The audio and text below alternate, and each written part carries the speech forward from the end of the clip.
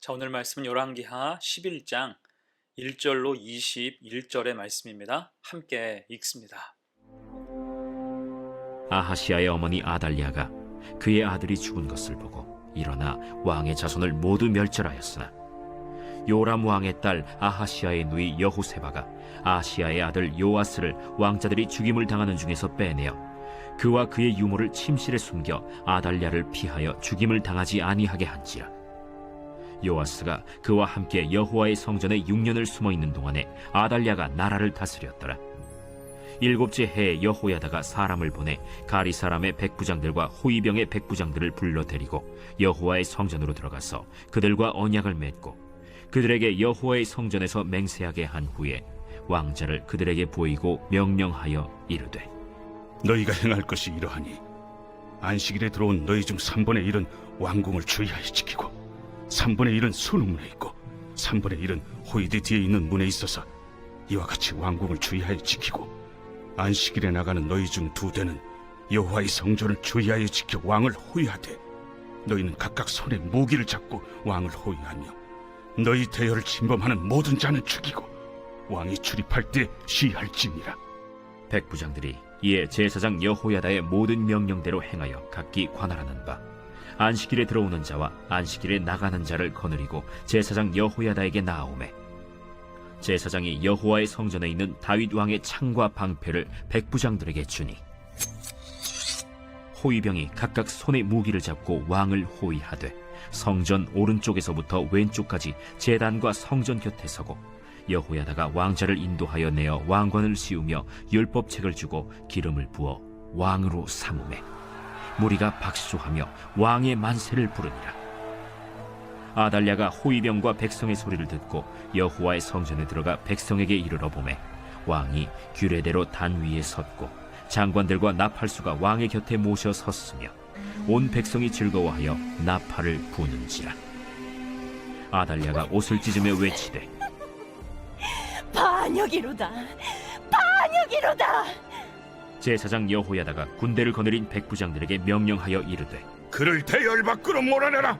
그를 따르는 자는 모두 칼로 죽이라. 하니 제사장의 이 말은 여호와의 성전에서는 그를 죽이지 말라 함이라. 이에 그의 길을 열어주매 그가 왕궁의 말이 다니는 길로 가다가 거기서 죽임을 당하였으나 여호야다가 왕과 백성에게 여호와와 언약을 맺어 여호와의 백성이 되게 하고 왕과 백성 사이에도 언약을 세우게 하매 온 백성이 바알의 신당으로 가서 그 신당을 허물고 그 제단들과 우상들을 철저히 깨뜨리고 그 제단 앞에서 바알의 제사장 mat단을 죽이니라. 제사장이 관리들을 세워 여호와의 성전을 수직하게 하고 또 백부장들과 가리 사람과 호위병과 온 백성을 거느리고 왕을 인도하여 여호와의 성전에서 내려와 호위병의 문길을 통하여 왕궁에 이르매 그가 왕의 왕좌에 앉으니 온 백성이 즐거워하고 온 성이 평안하더라.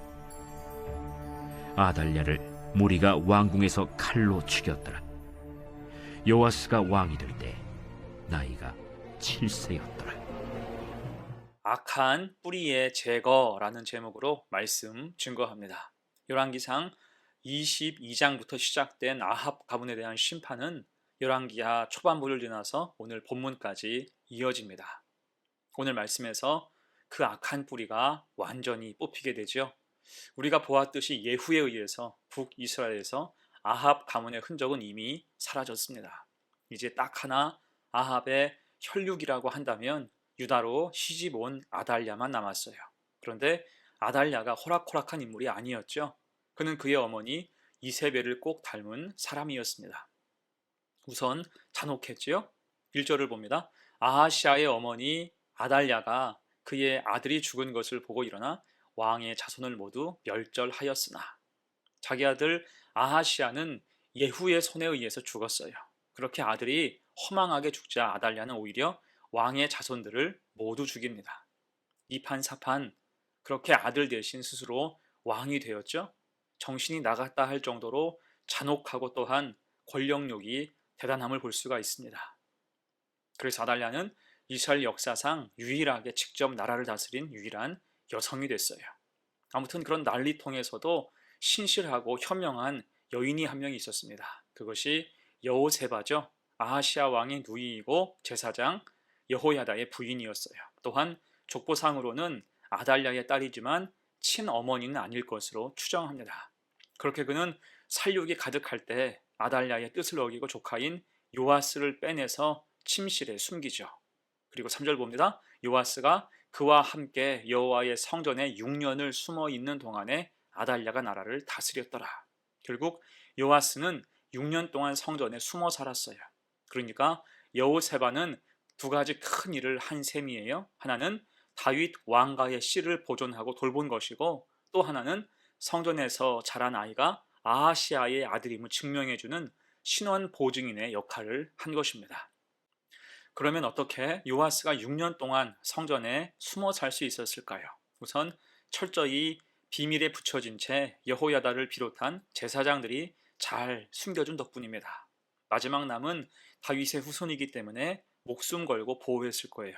그리고 또 하나 다행인 것은 아달랴가 6년 동안 성전 근처에는 거의 얼씬도 하지 않았다는 거죠.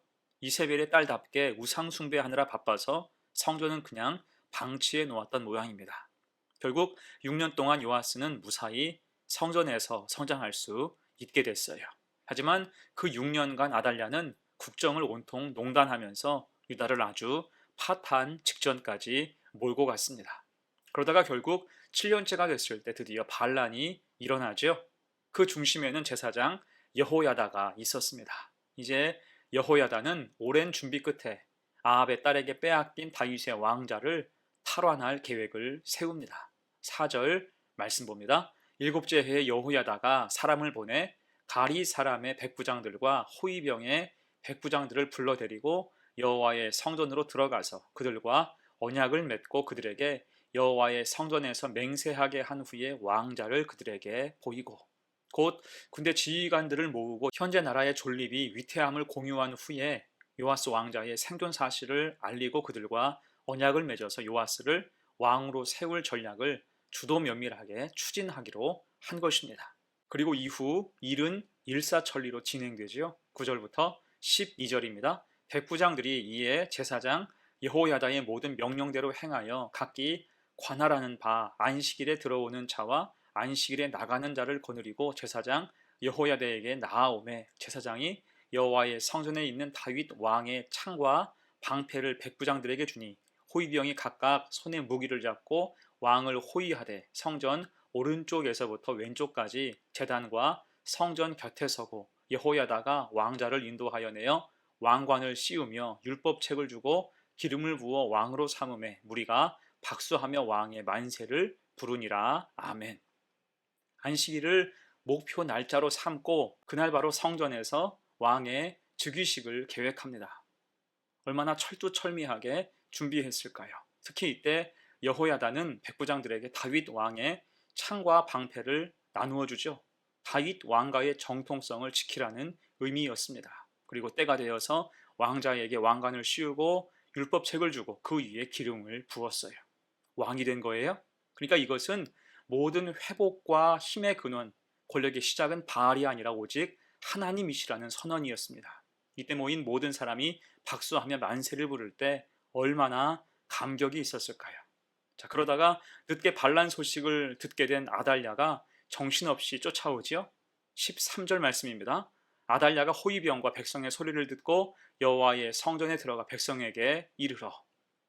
자, 와보니까 성전 안의 풍경이 어떻습니까? 14절이죠. 봄에 왕이 규례대로 단 위에 섰고 장관들과 나팔수가 왕의 곁에 모셔섰으며 온 백성이 즐거워하여 나팔을 부는지라. 위엄이 가득합니다. 여호와의 영광이 가득해요. 온 백성은 즐거워합니다. 하지만 이 순간 아달랴는 세상에서 가장 외로운 신세가 됐지요. 지금껏 휘두른 권력의 불기 한순간에 다 꺼졌기 때문입니다. 자, 그럴 때 그 앞에서 뭐라고 소리칩니까? 14절 하반절이에요. 아달랴가 옷을 찢으며 외치되 반역이로다 반역이로다.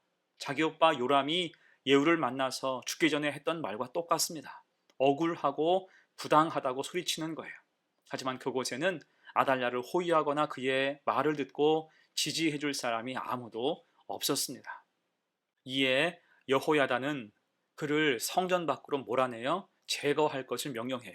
15절, 16절입니다. 제사장 여호야다가 군대를 거느린 백부장들에게 명령하여 이르되 그를 대열 밖으로 몰아내라. 그를 따른 자는 모두 칼로 죽이라 하니 제사장의 이 말은 여호와의 성전에서는 그를 죽이지 말라 함이라. 이에 그의 길을 열어주매 그가 왕궁에 말이 다니는 길로 가다가 거기서 죽임을 당하였더라. 아멘. 어떻습니까? 아무도 아달랴의 외침을 들어주지 않았어요. 더는 아달랴를 돕고 지켜줄 사람도 없었습니다. 그렇게 아달랴는 홀로 되어서 뒷걸음질 치며 도망치다가 결국 비참한 최후를 맞이하게 돼요. 곧 여러분 얼마나 허망합니까? 혈육까지 다 죽이고 권력을 얻었지만 그 죄의 시간은 빠르게 지나 이제 옆에 아무도 없이 쓸쓸하게 홀로 죽어간 것입니다. 여러분, 그래서 우리도 기억해야 돼요. 하나님을 대적하는 것은 스스로 무덤을 파는 것과 같습니다. 하나님 앞에 죄를 지으며 사는 것은 서서히 달아오르는 가마 위에 있는 것과 같은 거예요. 스스로 위세를 부리고 대단한 것 같아도 힘으로 군림해도 결국 다가오는 것은 심판밖에는 없다는 거예요. 시간 문제입니다. 그래서 시편 1편에서 고백하죠. 악인은 오직 바람에 나는 겨와 같도다. 날아간다는 거예요. 당장은 강대해 보여도 결국 먼지처럼 사라지는 것입니다. 그래서 우리는 죄와 탐욕의 무리수가 아니라 오직 믿음으로 말미암아 살아야 할 줄로 믿습니다. 그럴 때 바람에 나는 겨가 아니라 시냇가에 심겨진 나무로서 시간이 갈수록 더 풍성한 주님의 은혜가 임할 것입니다. 이 사실을 기억하여 신실하게 살아가는 복된 성도들 되시기를 간절히 축원합니다. 자, 이제 말씀을 마무리하면서 아합 가문과 그 세력은 이제 모두 뿌리가 뽑혔습니다. 시간이 흘러도 하나님께서 정하신 뜻은 반드시 성취되는 거예요. 그럼 이제 아달랴가 죽은 후에 유다는 어떻게 됐을까요? 요아스가 왕에 오른 나이가 7살이에요. 이에 제사장 여호야다가 섭정하면서 여러 가지 종교적인 개혁을 하게 되죠. 다시 하나님과 언약을 맺고 바알 신당과 우상들을 철저하게 깨뜨립니다. 그리고 성전을 회복해요. 결국 20절이죠. 온 백성이 즐거워하고 온 성이 평온하더라. 아멘. 곧 악을 제거했을 때 평안이 온다는 거죠. 그때 온 백성이 즐거워하고 온 성이 평온하여지는 것입니다. 자, 여러분, 그래서 하나님께서 주시는 평안은 하나님 안에 있을 때에만 가득해지는 거예요. 소망은 사람이나 권력이나 돈에 있는 게 아니라 오직 하나님께 있기 때문입니다. 그렇게 소망 되신 하나님과 늘 동행하는 복된 성도가 되시기를 간절히 축원합니다. 아멘. 함께 기도합니다. 은혜로우신 하나님, 오늘 아합 가문이 모두 뿌리 뽑히는 마지막 장면을 봤습니다. 주의 역사는 짧고 그 심판은 영원합니다. 하지만 인간의 탐욕은 영혼에 대한 사모함의 눈을 가린 채 눈앞의 것에 몰두하게만 합니다. 하나님 아버지, 이에 우리는 죄의 유혹과 간섭을 이겨내게 하시고 분명한 믿음 가지고 살아갈 때 소망 되신 하나님과 늘 동행하게 하옵소서. 하나님만 의지하고 살아가는 복된 교회와 성도가 되게 하옵소서. 감사드리며 예수님의 이름으로 기도하옵나이다. 아멘.